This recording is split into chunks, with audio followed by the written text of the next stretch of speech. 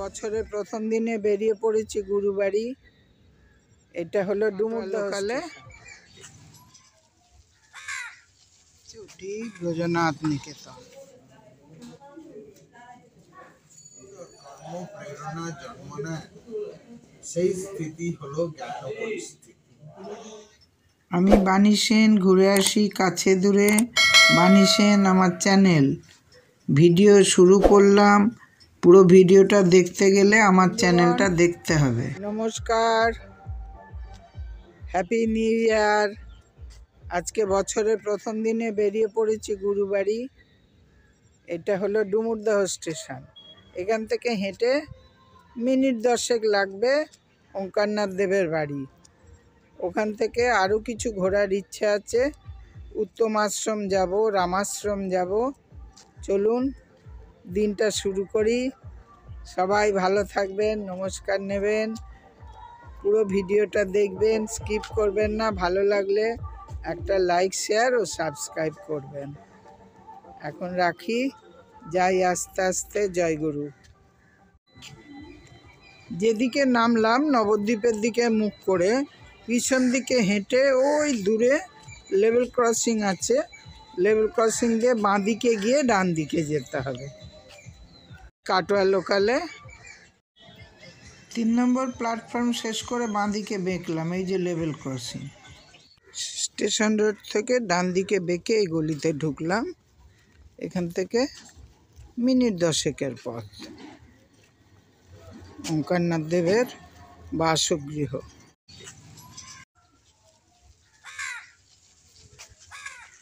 মালদার গাছ বলে, খুব ঔষধি গাছ। ডান দিকে বেঁকে আরও কিছুটা পথ যেতে হবে। এই ধান তোলা আছে এখানে, হালকা মিষ্টি রোদ, ভালোই লাগছে হাঁটতে।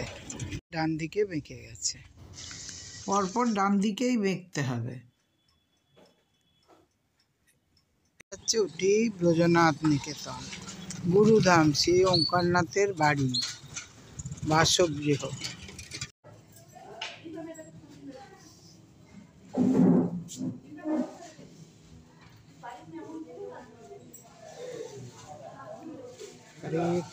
হরে কৃষ্ণ কৃষ্ণ কৃষ্ণ হরে হরে, হরে রাম হরে রাম রাম।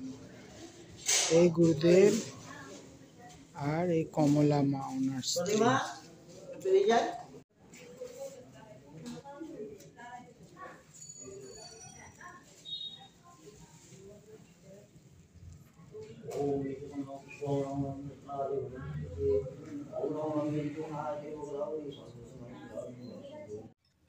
ইনি গুরুদেবের পৌত্র শ্রী দীনবন্ধু। উনি দাদুর অর্থাৎ ওঙ্কারনাথ দেবের ব্যবহৃত খড়মটি মাথায় ঠেকিয়ে আশীর্বাদ করলেন। পরম প্রাপ্তি। অনুভব করি চক্ষু, কর্ণ, নাসিকা, জিহ্বা, তো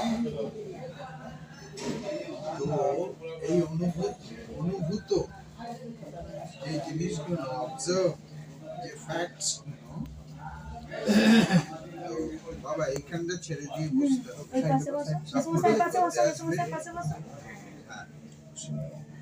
তো এই যে অনুভূত যে বিষয়গুলো, এগুলো যদি অস্থায়ী হয় আলোচনা করে লাভ নেই।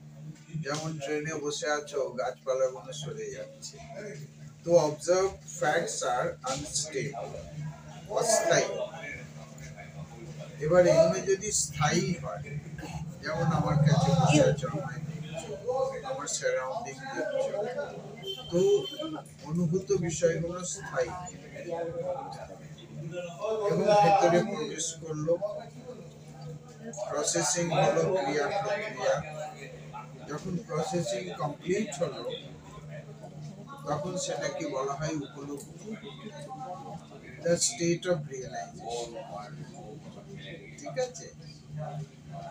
এইবার উপলব্ধি যদি অস্থায়ী হলো, যেমন তোমরা ঘরের বাইরে গেলে, গেল ঘর সব ভুলে গেল, ঠিক আছে, যেমন তুমি ভুলে গেছো, ল্যাপটপে রেখেও ভুলে গেছো।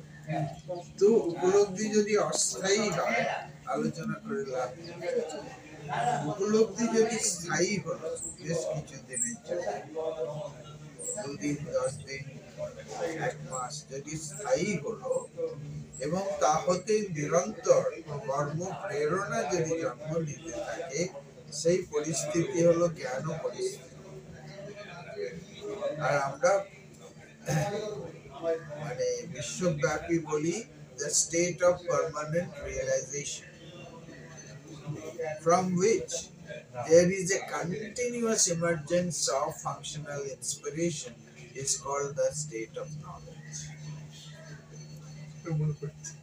মনে পড়েছে না? তুই রেকর্ড করছিস বাবা? না লিখবো? ওটা বলা রাখবে। পার্মানেন্ট রিয়েলাইজেশন লিখেছো? From which there is continuous emergence of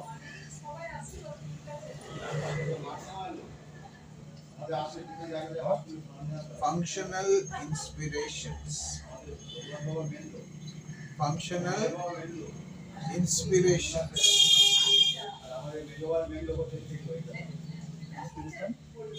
is the state of knowledge. Is the state of knowledge. তোর কর্ম প্রেরণা জন্ম নেয়, সেই স্থিতি হলো জ্ঞান পরিস্থিতি।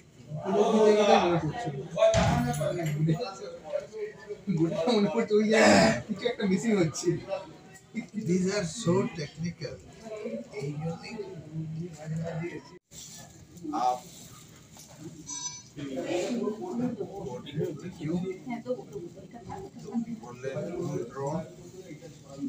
পরশুরাম, গঙ্গাপুত্র বিশ্ব আর দেবরাজ ইন্দ্র ছাড়া আর দেবাদিদেব মহাদেব, এই 5 জন ছাড়া কেউ আমার এই অবস্থা করতে পারবে না। তো আপনি কি বলে? তুমি বলো। বলে আপনি গঙ্গাপুত্র পিতামহ বিশ্ব নন, গুরু দ্রোণ আপনি নন, আপনি গুরু পরশুরাম নন, সুতরাং আপনি দেবাদিদেব মহাদেব। তখন মহাদেব জিজ্ঞাসা করলেন, ইন্দ্র কেন? আমি তপস্যা তো আপনার করছি, তো সেই অনুযায়ী সিদ্ধি মানে আপনার দর্শন, ইন্দ্র দর্শন। যিনি দেব ভাই, যে যা তপস্যা করবে সিদ্ধি কিন্তু তৎসম্ভূত সিদ্ধি হবে। বুঝতে পেরেছ? সিদ্ধিও মাকে ভেতরে বসাও না, মা ভেতরে চেয়ারে বসো, ওই চেয়ারটা বসো।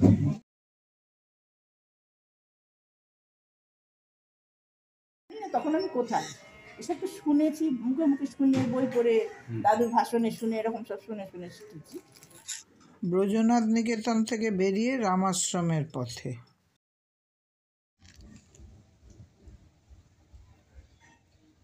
চমৎকার ফুলগুলো হয়েছে এগুলো।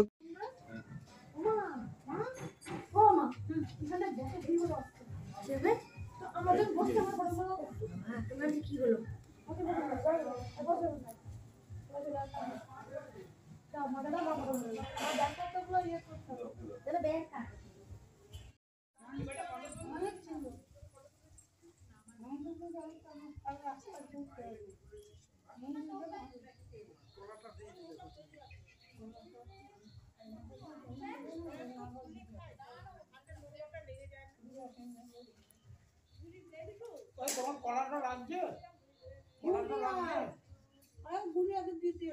তোমার কলাটা লাগছে? না তাহলে একটু নাও তুমি।